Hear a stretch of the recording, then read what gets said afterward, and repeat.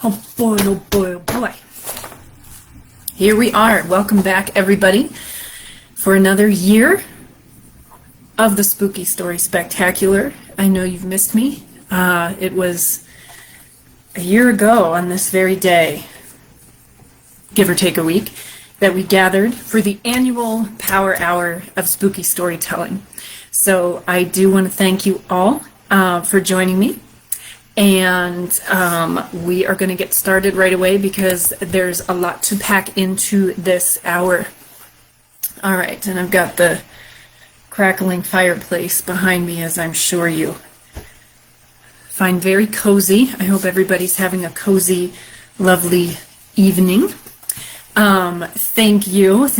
My sweater is feeling good in this, and then I've got the candy corn earrings and the candy corn head thing, scrunchie, I don't know what it's called, clip, the hair clip.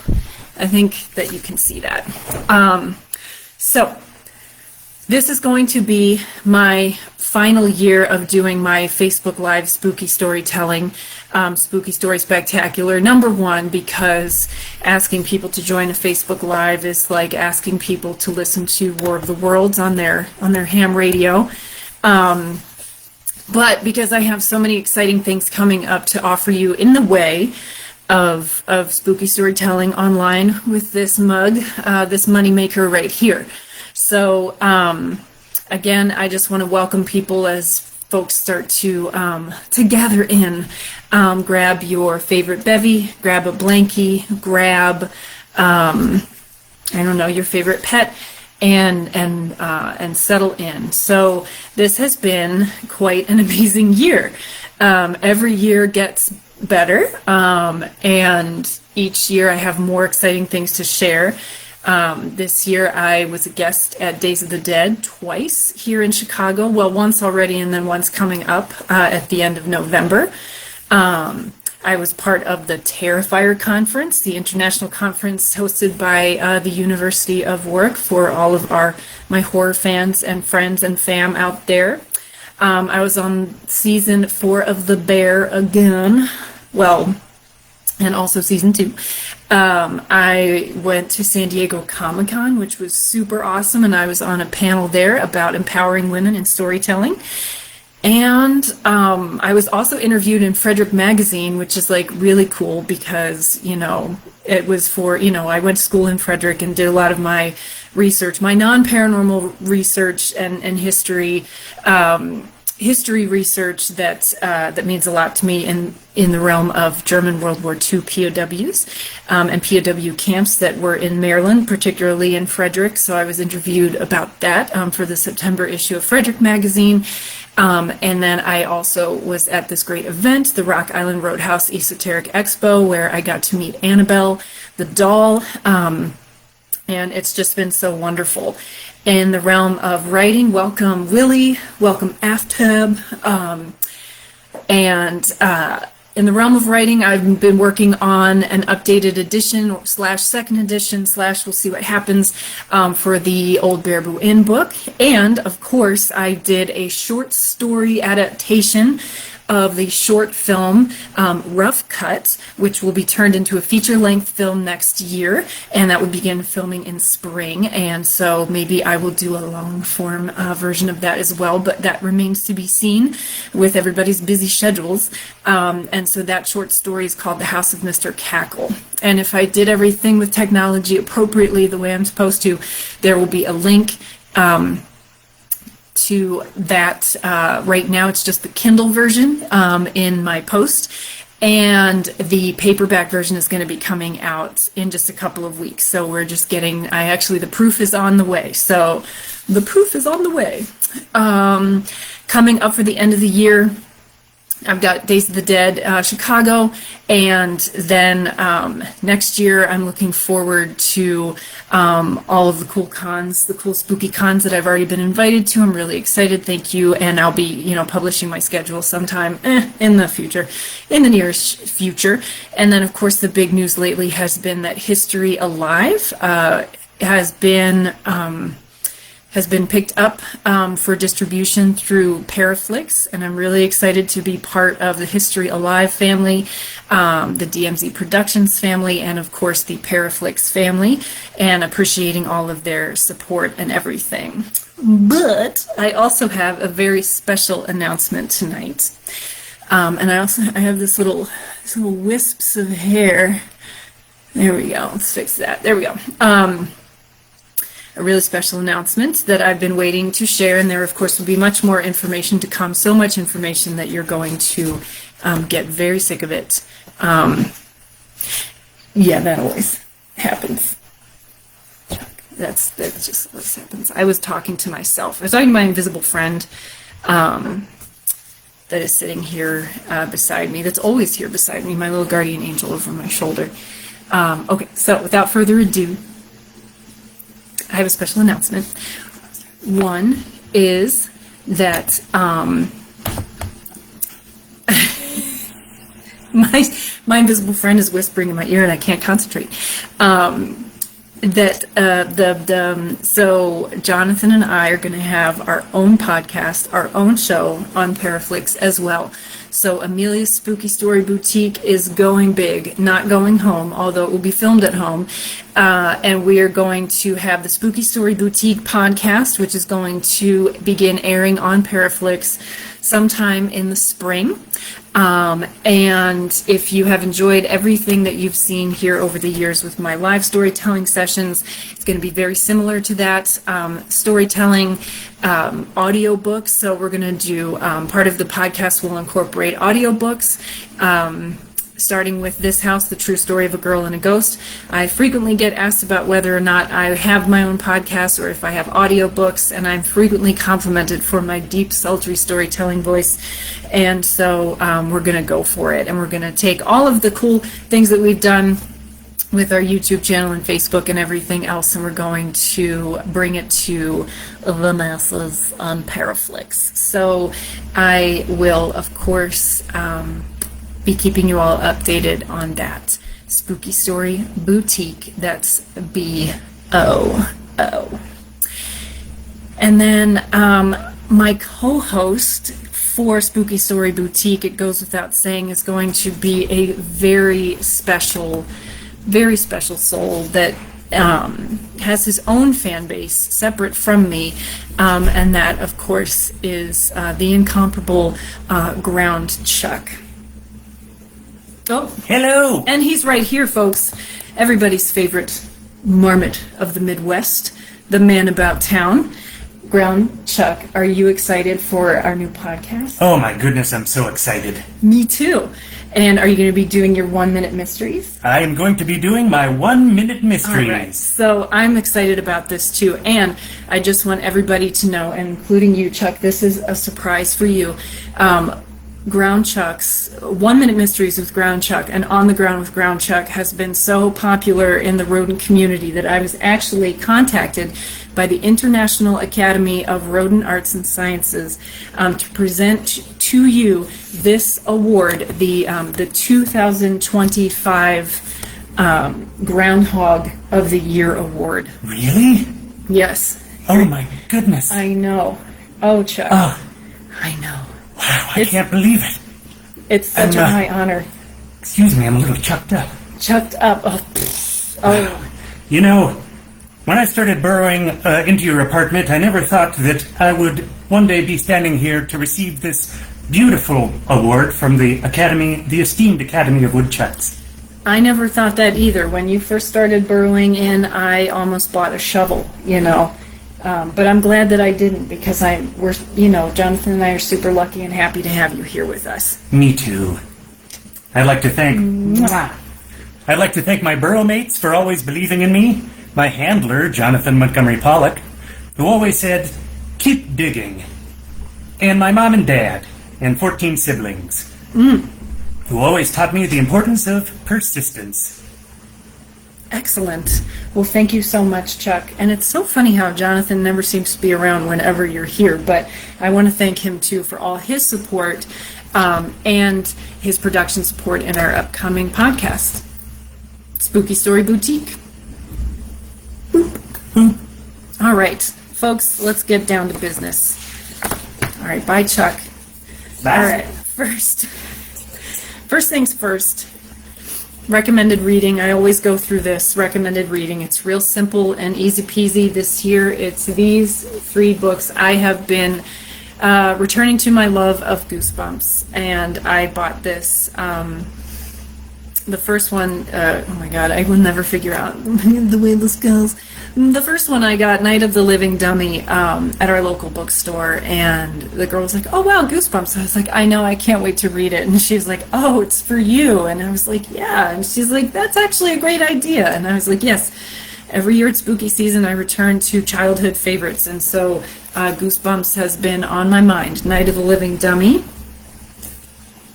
One Day at Horrorland, and The Scarecrow Walks at Midnight are my personal favorites, but I know that there's folks out there that have their own favorites as well. If you have a favorite Goosebumps book, pop it into the chat, baby.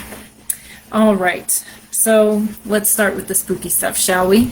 Tonight I'm going to read and tell 5 stories, okay? 5. We're going to do one story from my invisible friend's still over here just making me laugh, making me chuckle. We're going to do one from Scary Stories. We're going to do one from Short and Shivery.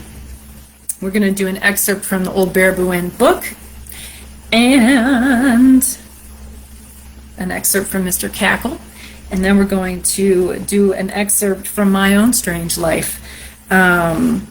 Strangers on the Road to Castletown. Okay? So, we're going to start with, since this is my final spooky story spectacular, we're going to do it my way and tell my favorite story of all time from Scary Stories 3, More Tales to Chill Your Bones. And that is, of course, the story of Harold the Doll.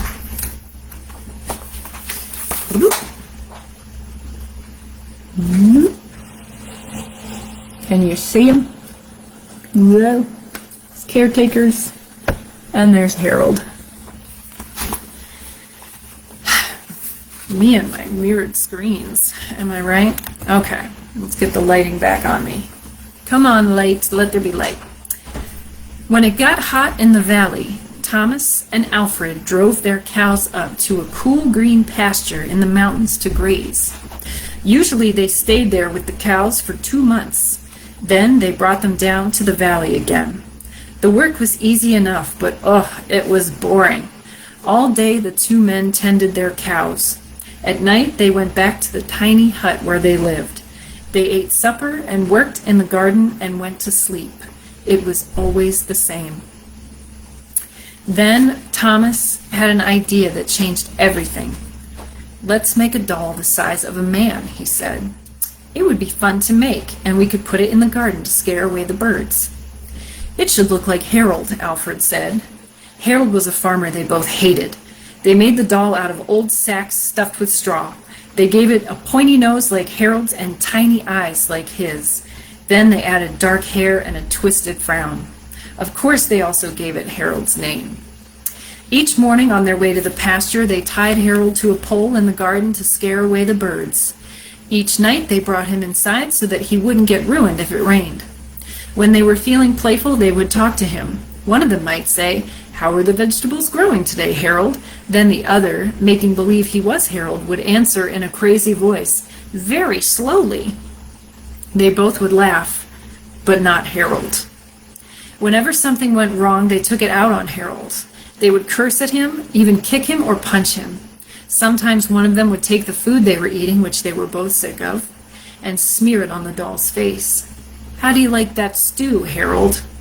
he would ask. "Well, you'd better eat it, or else." Then the 2 men would howl with laughter. One night, after Thomas had wiped Harold's face with food, Harold grunted. "Did you hear that?" Alfred asked. "It was Harold," Thomas said. "I was watching him when it happened. I can't believe it." "How could he grunt?" Alfred asked. "He's just a sack of straw. It's not possible."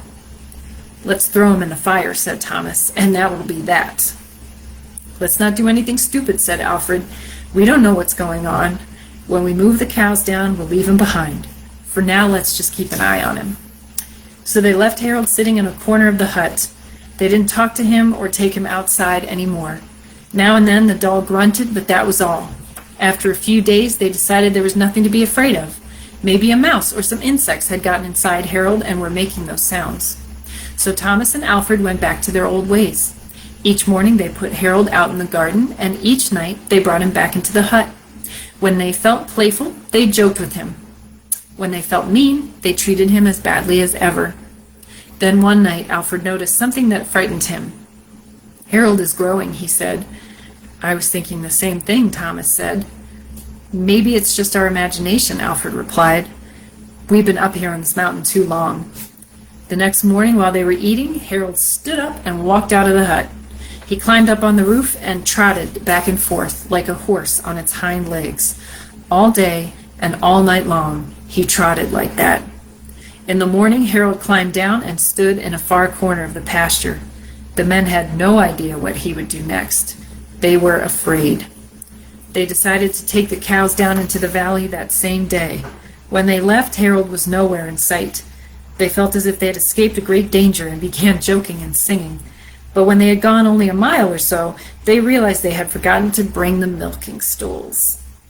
Neither one wanted to go back for them, but the stools would cost a lot to replace. "There really is nothing to be afraid of," they told one another. After all, what could a doll do? They drew straws to see which one would go back. It was Thomas. "I'll catch up with you," he said, and Alfred walked on toward the valley. When Alfred came to a rise in the path, he looked back for Thomas. He did not see him anywhere, but he did see Harold. The doll was on the roof of the hut again. As Alfred watched, Harold kneeled and stretched out a bloody skin to dry in the sun.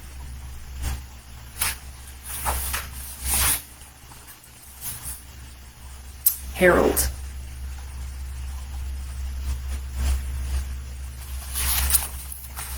From Scary Stories 3, More Tales to Chill Your Bones, adapted and retold by Alvin Schwartz, drawings by Stephen Gamble. All right, what do we have here? Curse of the Mummy's Tomb. Yes, that was a really good one also. And I think there was one, Go Eat Worms, something like that. I think that one was good too. So I'm might continue my journey with getting back in touch with my love of Goosebumps. And the ones that I didn't read because they came after when I was maybe a little older. Not that you're ever too old for kids' stories. Speaking of which, now we're going to read from Robert D. Sansucci's Short and Shivery, 30 Chilling Tales without the glare. There we go. All right, another one of my childhood favorites. This one is called The Nucalavi, a folktale from the Orkney Islands in Scotland. And I don't know why I'm doing that because there's no illustration. There's no illustration for this, but there are words on this page. I'm not just making it up. Okay. This one goes out to Molly, my Scottish friend. All right. The people of the Orkney Islands, off the northern coast of Scotland, tell many stories of a monster called Nucalavi, I think, who lived in the sea but never missed a chance to plague humankind whenever he could. When he came on shore, he appeared as a horse and rider, though in fact a closer look showed man and horse were all part of the same creature. His human-looking head was 10 times the size of a normal man's, while the horse-like head had an enormous mouth that jutted out like a pig's. Most horrible of all, he seemed to have no skin, so those who came near and lived to tell of it swore that you could see black blood flowing through his veins and every movement of his white muscles. If crops withered away, or livestock fell off the high rocks that made up the shoreline, or a disease plagued the islanders, the folk blamed Nucalavi. They said his breath was poisonous, bringing blight and disease wherever he trod. The only thing the monster feared was fresh water, and he would never cross a running stream.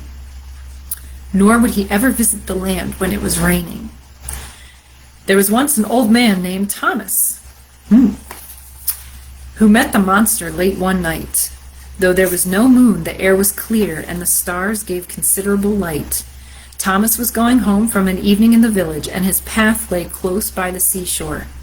Just as he began the most dangerous part of his journey, where the road ran along a ridge, with the sea on one side and a deep freshwater lake on the other, he saw a huge shape ahead, moving toward him. He sensed instantly that it was no natural thing he was facing. He could not move to either side because of the water that hemmed in the path, and he had heard that turning one's back on an evil thing was the worst thing a man could do. "The Lord be with me and take care of me," Thomas whispered to himself. Then, since he was always regarded as brave or foolhardy, depending on the person that you talk to, he decided, as the best of two evils, to face whatever was coming toward him. So he walked slowly but steadily forward. He quickly discovered, to his horror, that the gruesome creature approaching him was the dreaded Nukahlavi.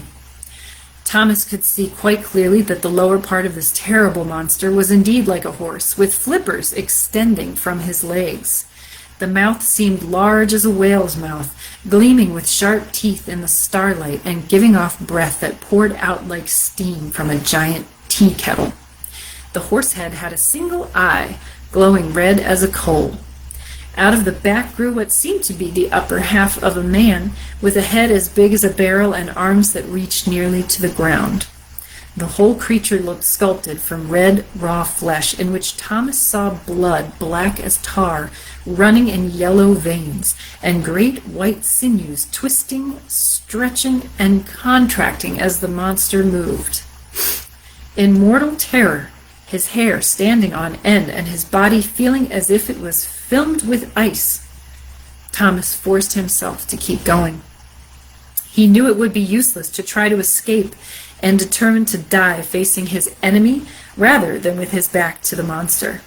Then, for all his fear, the man remembered what he had heard of Nukahlavi's dislike of fresh water, so he edged closer to the side of the road near the lake. The awful moment came when the lower head of the monster was just inches from him. To the terrified man, the mouth of the creature yawned like a bottomless pit. The red eye seemed to burn into his mind. Slowly, the long arms were stretched out to seize Thomas. At the last possible instant, the man ducked under one arm and ran forward, splashing through the shallows of the lake. Some of the water sprinkled the foreleg of the monster. The horse head snorted like thunder, and the monster shied over to the far side of the road. Just give me a splash. Without looking around, Thomas began running with all his might. Behind him, he heard Nukahlavi turn and gallop after him. The mannish head bellowed with a sound like a typhoon ripping across the sea. Ahead of Thomas was a little stream, by which water from the lake overflowed into the sea. The man knew if he could only cross the running water, he was safe, so he strained every muscle to reach safety. Behind him, he felt the wind of Nukahlavi's clutches as he narrowly escaped the monster's grip. Just as he reached the bank of the little stream, the long arms snatched at him again. Thomas made a desperate leap, felt his cap and part of his coat torn away by the monster, then landed safely on the far side, just out of reach. Nukahlavi gave a deafening, unearthly yell of disappointment and rage as his victim raced to safety beyond the water. Thomas continued to run until he knew for certain that he was safe. When he finally stopped to glance back toward the grotesque Nukahlavi, he could still hear the creature's terrifying roar, but the sight of the monster would be only a memory from now on. The Nukahlavi, from Short and Shivery, 30 Chilling Tales, retold by Robert D. Sansucci. And this book is really cool because it's different folk tales from all around the world. And so that is one that I wanted to share with you this evening. And let me welcome my new guests here. Mimi, hello, hello, hello, how do you do? We're going to take a little pause in the reading to do something that is one of my favorite things. It's very silly. We're going to play a little game called Spooky Talk, Q&A, conversation cards for the entire family because, again, this is for the like 3 to 6 set, and I feel like we're all 3 to 6 at heart. So I'm going to pick one of these questions and ask, and then you can pop your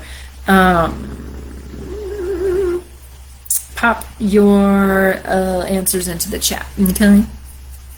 All right. So this one, spooky talk. Not all ghosts are ugly and spooky. Some are quite cute, like the cartoon character Casper the Friendly Ghost. Another adorable ghost was the giant marshmallow man that attacked New York in the comedy movie Ghostbusters. The question is, what other monster or ghoul characters make you laugh? What other monster or ghoul characters make you laugh? And I have to think about that myself. Make me laugh. All right. Cheers. Only here for the booze. My cup from the Old Baraboo Inn. Speaking of the Old Baraboo Inn, I'm going to read a story, an excerpt. Okay, Slimer. All right, Slimer's got, okay, we've got a vote for Slimer. Golly, what? I'm trying to think. I feel like it's another one from the Scary Stories series, this monster called, I think, the Taily Po, that was also a sea monster that comes out of the sea and grabs people and eats them and drags them back into the water, which is not funny, but I remember laughing about that name when I was a kid. So yeah. All right. Keep the answers coming. It could be it could be a movie character, or it could be like something from folklore, like the Jersey Devil might be funny to some people just because I don't know why it would be funny. I guess the depictions, Loch Ness Monster, I guess sometimes the way it's depicted makes people laugh. Maybe not the Jersey Devil, I shouldn't say that, because then it's going to visit me. And the Sanderson sisters, yes, oh my gosh, we just watched that movie last year, outdoors at one of the Chicago parks. Okay, focus, Amelia, focus. Where the Party Never Ended, Ghosts of the Old Baraboo Inn, by me, Amelia Cotter.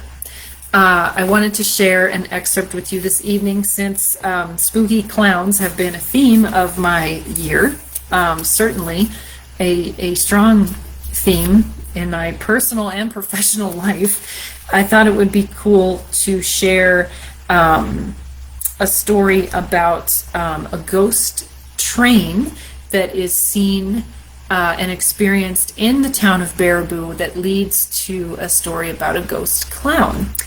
Now, Baraboo, of course, is known as Circus City. It was the winter quarters and sort of hometown of the Ringling Brothers and Barnum and Bailey Circus from the late 1800s through the early 1900s. And I have done a lot of research. As you can see, I wrote a whole book about the Old Baraboo Inn, which is one of the really cool old buildings there.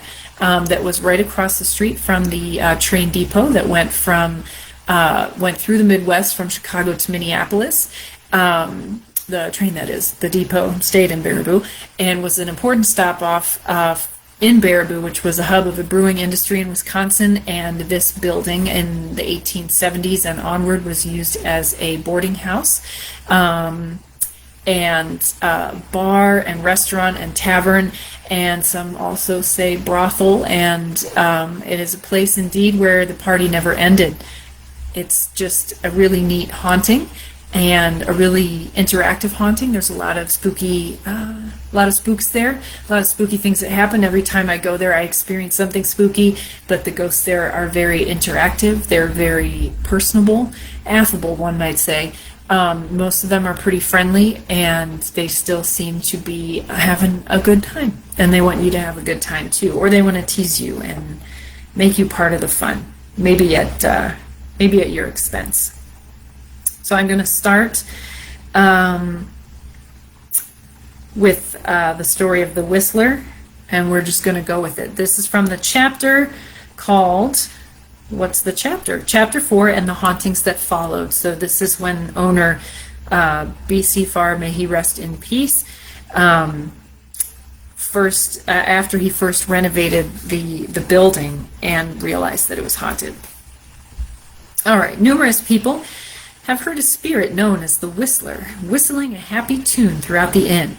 Once, B.C. was even chased from the back bar to the front bar by a partially deflated leprechaun-shaped helium balloon after a St. Patrick's Day event.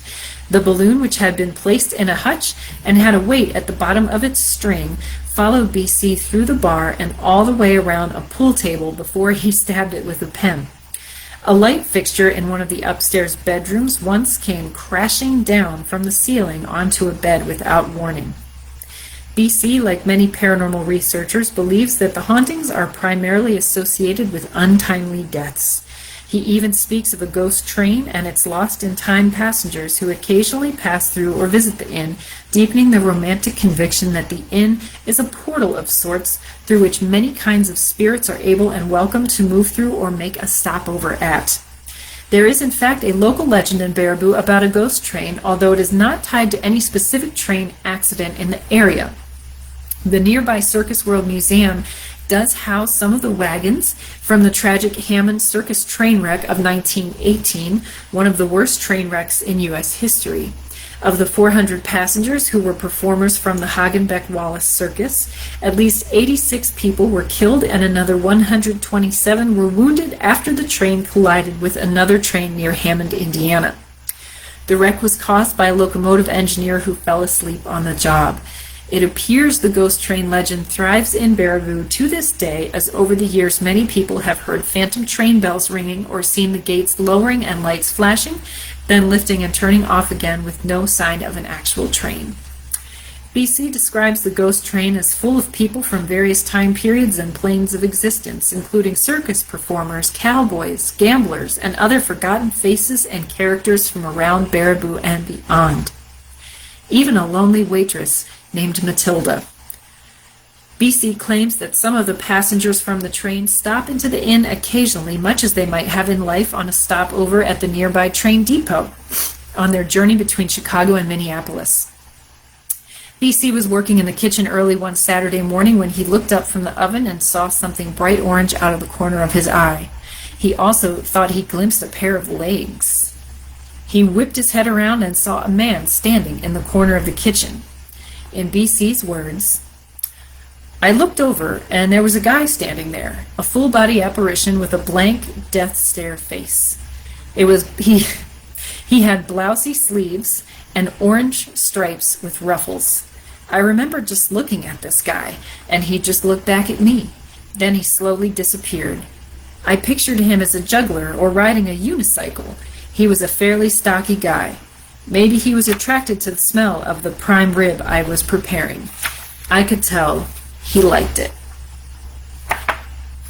So that was short and sweet from Where the Party Never Ended, Ghosts of the Old Baraboo Inn by the greatest author ever, Amelia Cotter.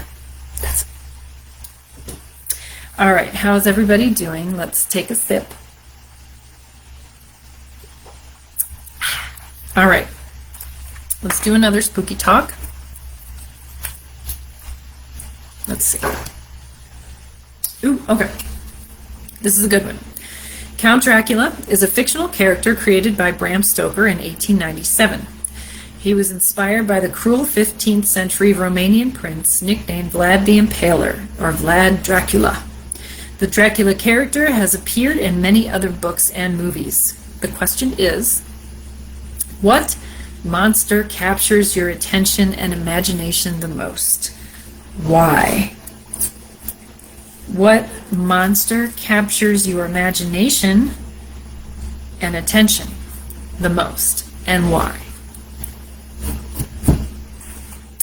And I think that the answer is pretty obvious for me. It's going to be, Art the Clown. I think you guys are aware by now that I'm just a little bit of a Terrifier super fan. And one of the reasons why, I think, was because for the longest time, I actually wanted nothing to do with that movie or that franchise or anything about it. And when I was a kid, I loved horror. My OG horror love was the Texas Chainsaw Massacre. It was my very first slasher movie that my parents let me watch when I was 13. And so I love Leatherface too. Love Leatherface. I have a tiny, tiny Texas Chainsaw collection, and I have a big, weird Terrifier collection. But then I wasn't interested in horror for a very long time. I had a really difficult time with it, and I had a really difficult time with gore, and anything that seemed or felt sexualized, and anything also, of course, with clowns, very creepy. And I just something changed last year. I wanted to there was a seed that was planted. And I wanted to connect with my love of horror that I had as a kid again.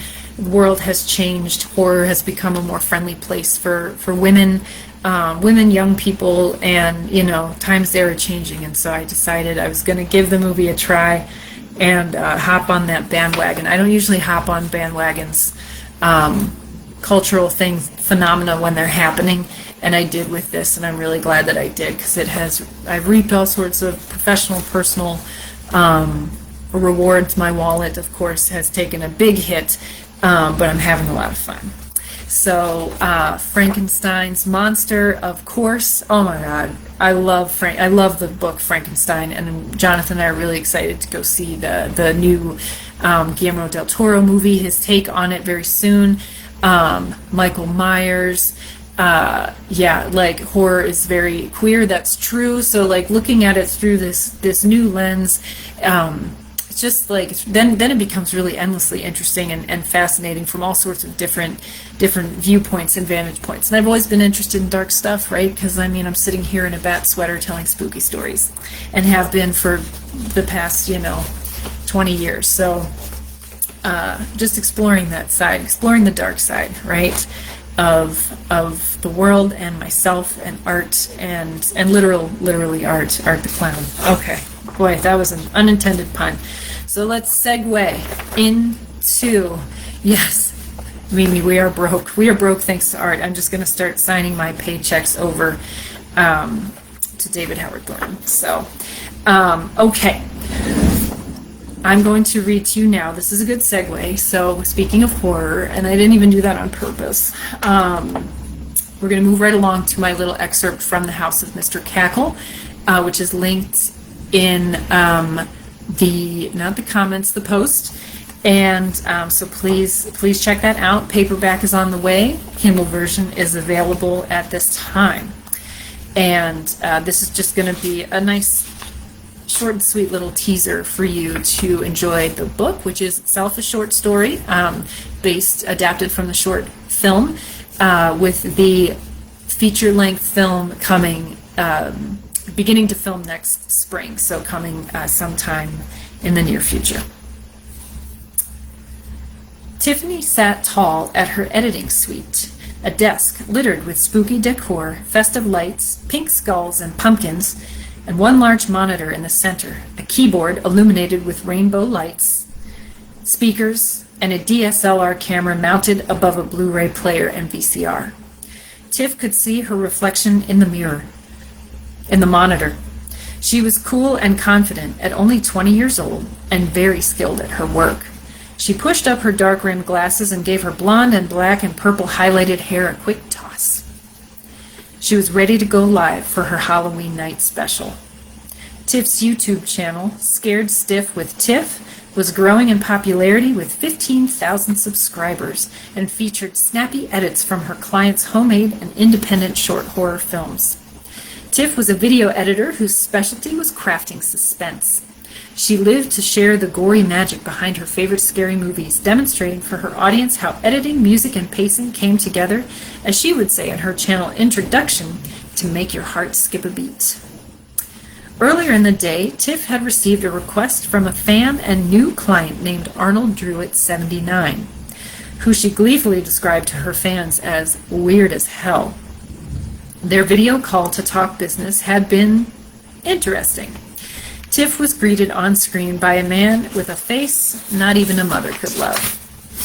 Arnold was skeletal, gloomy, with a dark circle under his right eye, an eye patch over his left eye, and globs of shoddy vampire makeup that seeped into the cracks of his face.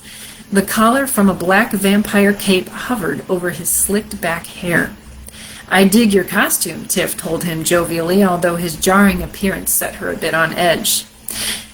"It's not a costume," Arnold replied flatly.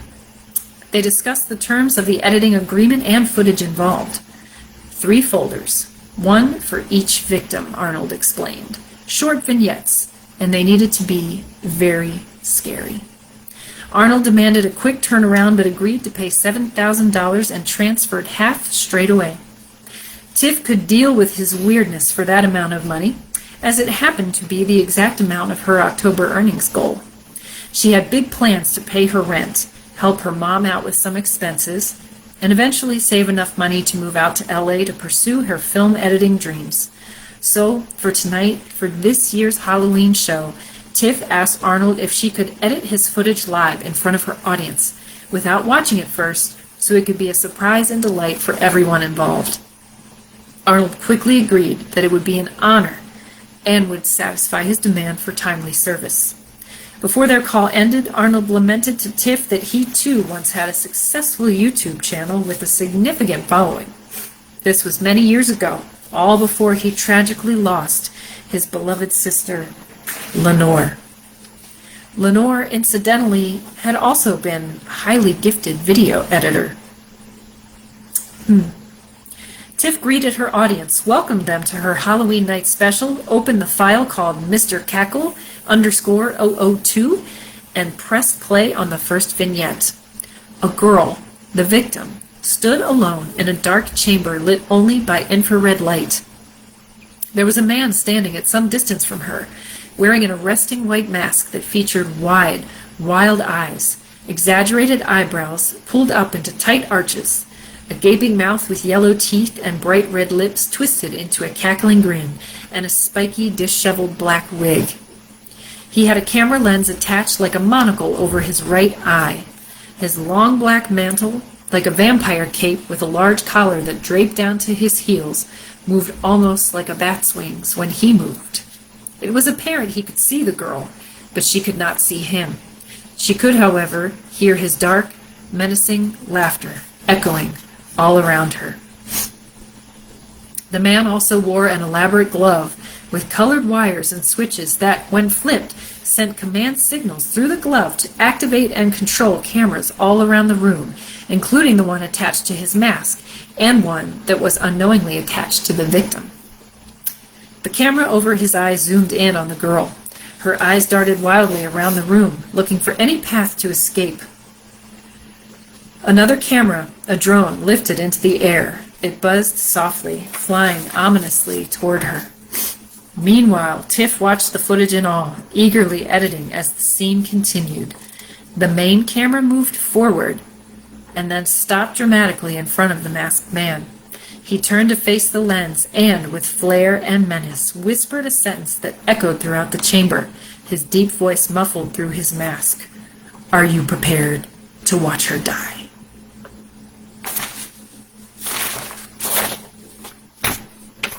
Read more in The House of Mr. Cackle, and then watch more in the film Rough Cut.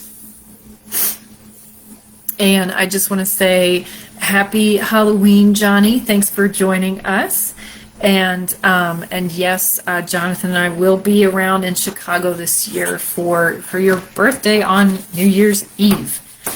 Happy early birthday as well.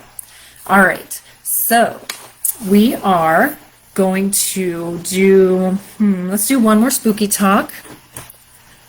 And then we're going to do the last story, which is going to be my personal story. I'm still going to read it, but, you know, this was something that happened to me. Ooh, okay. All right, here we go with our final spooky talk question. Among the giants of Japanese film are Mothra, Rodan, and Godzilla, all capable of destroying entire cities. First wreaking terror in 1954, Godzilla has appeared in 28 films, usually being pitted against another villainous beast. The question is, which movie monsters would you most like to see in a battle? Who would win? All right, which movie monsters would you most like to see in a battle, and who would win? Let me stop and sniffle. Let me sniffle a whole bunch. Let me tell you the horror story of seasonal allergies. Children, gather round. All right, sniffle, sniffle before I get on to this last story here. And chew. Cheers. Blessed Samhain. All right. Are we ready? Herman Munster versus Lurch. Ooh, I like that. I was going to be boring and say, like, what we've already seen, which is like King Kong versus Godzilla, which I love and could watch all day. The monsters. So the dinosaurs from Jurassic Park. Again, I'm a simple gal. I'm just a simple small town girl. I like dinosaurs fighting. What other monsters? Gosh, we've seen. What haven't we seen? I'm going to leave it up to you. I'm going to let you all be the creative ones. I'm just the reader here. All right, Mike says Kong versus Screenboat Willie. Oh my gosh. Okay, Screenboat Willie against anybody. What if it was like Screenboat Willie against like the different Puppet Master puppets, or that freaky little guy from the Trilogy of Terror? I would watch that. All right. So the final story I'm going to share with you tonight, we're going to go a little bit over an hour, and that's okay because I always do, because we had a little bit of a late start and I just never stop talking, is going to be a personal story. The story title is called Strangers on the Road to Castletown, A Case of Third Man Syndrome, ? By moi, Amelia Cotter, and this was published in Paranormality magazine. And it's one of my favorite, just kind of weird stories from the vault of my life. And it happened to me and my friend Sarah. So at the very end of the story, I will tell you, like Taylor Swift, there's Taylor's version, there's also Sarah's version. So there's just a few extra notes that she wanted me to add in for her part in this experience. All right. No more sniffling. And off we go. All right. In August 2010, I embarked on an epic camping trip through Glacier National Park, Montana, with my travel buddy Sarah. Upon returning from our backcountry adventures to the Great Falls, Montana city, we had one more goal on our checklist. That was to see the abandoned silver mining town, Castletown, which at its peak in the late 1800s was home to around 2,000 residents, including infamous gunslinger Calamity Jane. Our instructions, according to an old school website featuring sparse information and a few pixelated maps and photos, were to drive out onto Forest Service Road 211 off Highway 12 and follow the signs for Castletown. This route was used frequently by campers and other adventurers, and we didn't think much of it after the terrain we had traveled elsewhere on our trip. On our Rand McNally map, it looked like we'd reach the ghost town about 2/3 along the way on the service road, then drive another short distance to connect to another highway on the other side. This would be nothing more than an afternoon jaunt, or so we thought. On the day we set out, it rained heavily and was chilly and quite foggy. Clouds would pass periodically in front of us on the highway and envelop our car, a rented soccer mom minivan that had so far been faithful to us throughout our trip. The sight of clouds on the road was both awesome and unsettling. In fact, I had an uneasy feeling about this excursion altogether. We had already faced our share of dangers, including multiple bear encounters. There were 2 killers on the loose in Wyoming who were making their way to Canada when they were reportedly spotted at campsites near us, as well as allegedly driving the same color, make, and model of minivan. We had our cell phones turned off during the camping trip, And when we left the park and turned them back on, our phones were inundated with concerned and excited messages about the killers. We had already learned about them, however, while crossing the border into Canada to visit Waterton Lakes National Park. Border Patrol had searched our van and showed us photos of the suspects, asking if we had seen them or knew anything about them. Our reaction to the killers and bears was one of awe. What stories we had to tell. It didn't quite make sense now that a simple day trip following all of that excitement would set us so much on edge, but I felt very uneasy. Sarah admitted later that she was nervous too, but downplayed her trepidation until we were on the service road and our anxiety became reality. We found the service road and naively expected a smooth or at least loosely graveled path, but in the rain, mud, muck, and fog, it was more like an obstacle course that ambled up and down over a steep mountainside. There were no other cars on the road with us that day, and we lost cell phone service immediately upon departing the main stretch of highway. Our minivan was not meant to drive on this kind of road.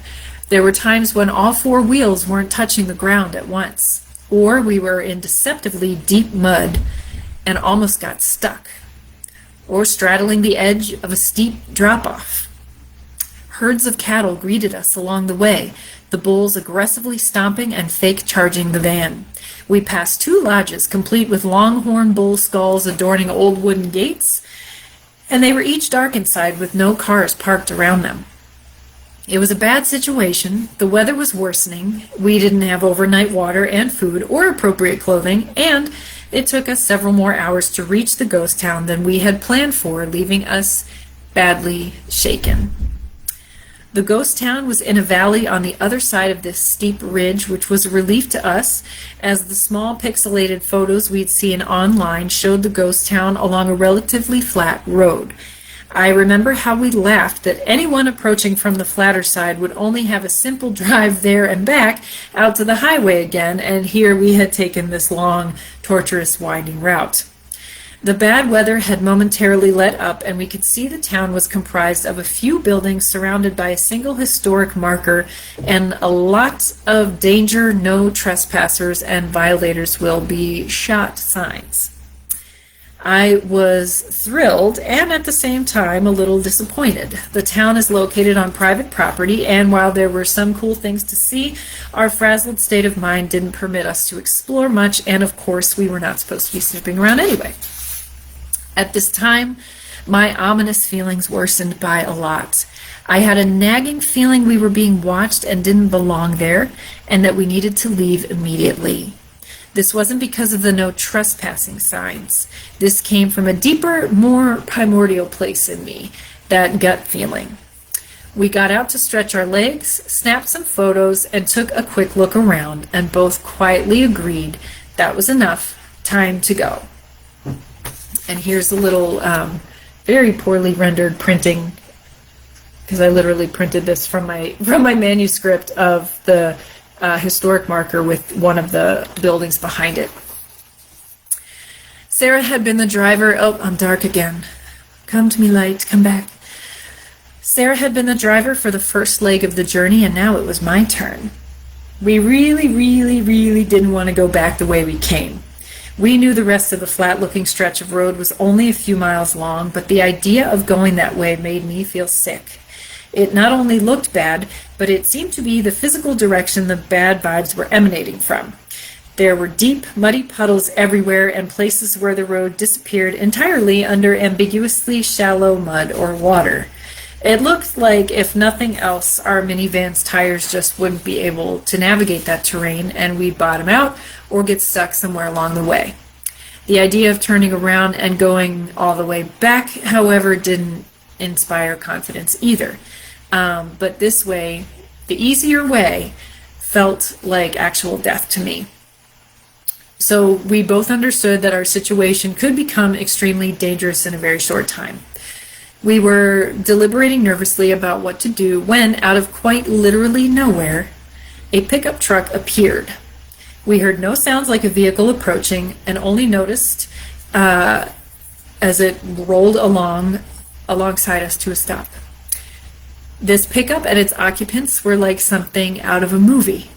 The truck was old and white. There was a friendly-looking man and woman sitting inside. They had that sort of weathered Montana skin, wearing those iconic flannel shirts with suspenders and jeans. The man who was driving had a long beard. The woman had these long, dark braids.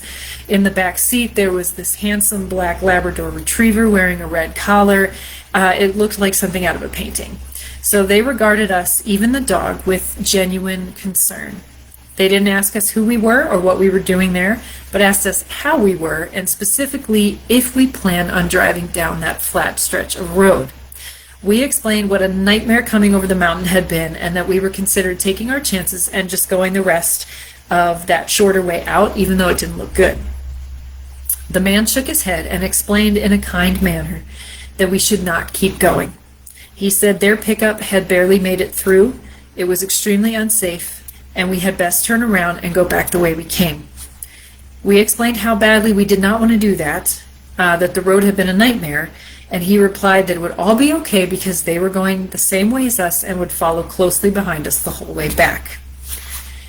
As he spoke, I noticed the pickup didn't have a drop of mud or rain on it whatsoever. Our minivan, meanwhile, was covered in mud splatter. We returned this thing to the rental car facility in absolute, just rugged shape. In any case, we felt relieved.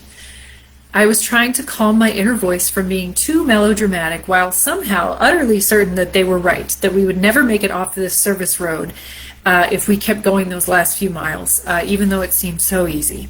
We were incredibly grateful for their company and the kind reassurance that they gave us. We thanked them and we started back the way we came. The pickup remained behind us as promised for a little while and then fell back until the next time we glanced behind us, it was out of sight. I remember there was a point where we were almost at the top of the ridge and we could see the road zigzagging all the way down to the bottom where it flattened out. We had a clear view, but the pickup was nowhere to be seen. It was gone. It had simply vanished. We continued knowing it was more important to keep going than to stop and wait. We were moving steadily uphill, meaning we couldn't really stop in the muddy terrain without starting to roll backward or get stuck. It's difficult to explain, but we could sense the presence of the pickup truck behind us and took great comfort in assuming that it was behind us somewhere. This gave me the confidence that I needed to keep driving. We never saw the pickup again, but thankfully finally made it back out onto the highway before sunset. Realizing we were safe, we both started talking nonstop about what we had just experienced. Even though my friend Sarah was not paranormally inclined, she shared her premonition that something terrible would have happened to us on that road if that couple and their dog hadn't shown up. She insisted they weren't real, or at least not alive, and went so far as to call them our guardian angels. And I had never heard her use that kind of language before. We were mad at ourselves too, of course. We had been so thorough and safe in preparing for our camping trip, and the day trip to Castletown was admittedly an afterthought. At the same time, people utilize that road all the time, yet we found ourselves isolated in these poor conditions, and our situation became serious faster than we were equipped to handle it. If the couple and their dog were spirits, they didn't seem like ghosts in the traditional sense. It felt like they materialized off the pages of a classic novel and were exactly who we needed at that moment to comfort us and convince us to make the right choice. I've been hearing a lot about third man syndrome lately, which is an inexplicable and comforting appearance of a person, presence, or voice that guides people in imminent danger to safety. There are many fascinating stories about this phenomenon out there, and I wonder if we experience that. It's called third man syndrome. I've always wondered what fate would have awaited us otherwise on that last flat stretch of road. Visions of a stalking mountain lion periodically ran through my head that day, and even now as I remember the incident. But my menacing, almost surreal feelings of dread amounted to and still feel a little more sinister than that. I'll never forget those kind strangers, their beautiful dog, and their old white pickup. We spoke for less than a minute, but I'm eternally grateful for their help and have some of the warmest feelings for them that I've ever had for anyone, whoever or whatever they were. Strangers on the Road to Castletown, a case of third man syndrome. Now, when I talked to Sarah about this, she wanted to give her own thoughts. So this is actually from just a very short excerpt from her email to me about this story. So in Sarah's words, we had stopped to fill up on gas at the last town before the road started. I went inside to buy snacks and asked the cashier if they knew the road and how to find it. The cashier didn't know, but the customer behind me in line overheard and knew it and confirmed we were headed in the right direction.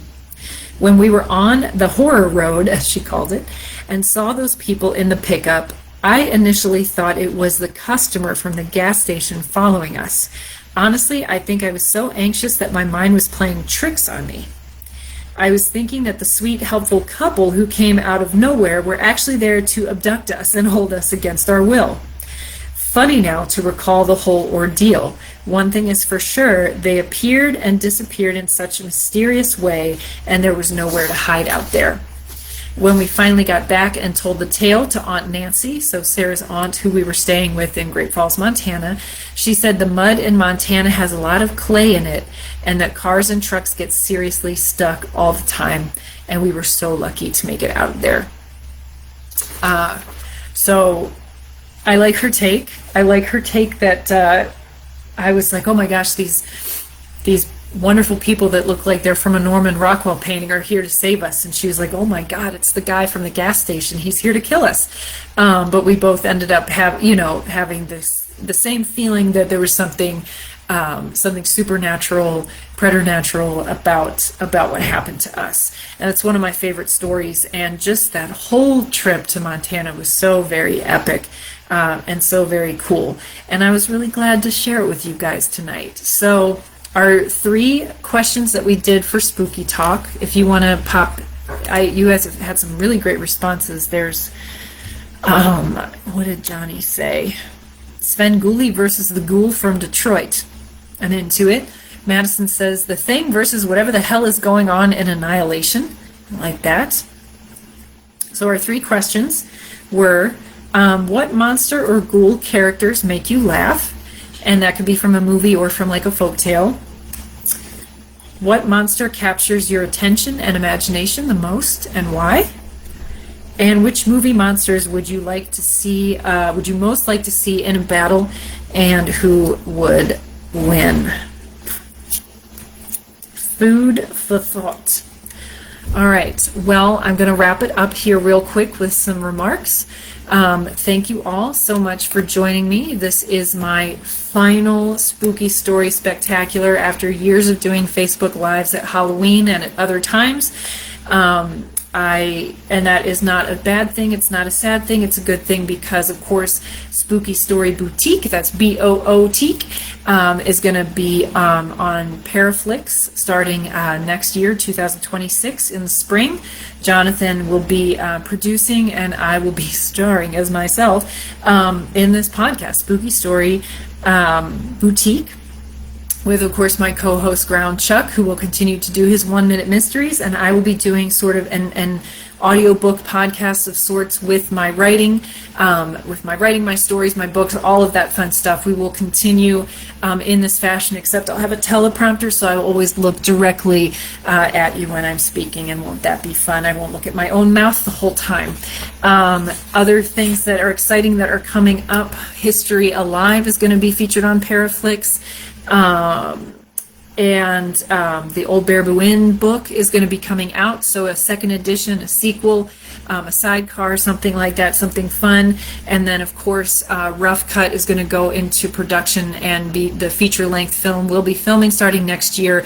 We have the House of Mr. Cackle short story out right now, the Kindle version, and then, of course, the paperback is coming in the next couple weeks in time for Days of the Dead. I'm excited to be a guest at Days of the Dead Chicago at the end of November. I also, speaking of other appearances, you will be able to see me. If you're in Chicago, you can see me on the news next week. So I will be, now for something completely different, I will be featured on NBC5 with Leanne Trotter talking about Christmas around the world at the Griffin Museum of Science and Industry, and I will also be for the early birds on Mike in the Morning on NBC5 Chicago, and maybe some other programs as well, depending on what press we have before the opening of Christmas Around the World next Saturday, November 8th. So lots of places to see me doing all sorts of interesting things. It's never a dull moment with me. I also want to say that one thing I missed this year was the pitter-pattering of Oscar's little feet in the background. Oscar passed away after 17 wonderful years with us in May. We miss him a lot.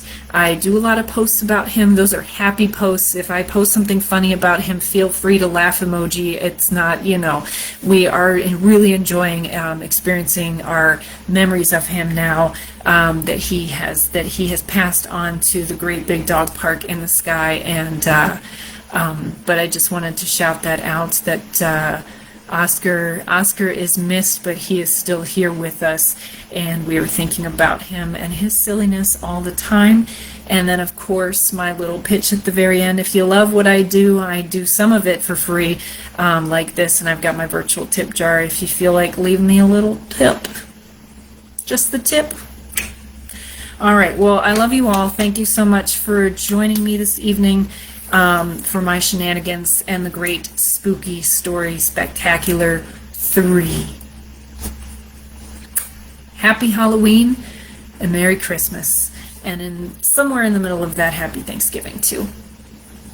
All right, have a great night, everybody. Until next time, stay spooky. Cheers.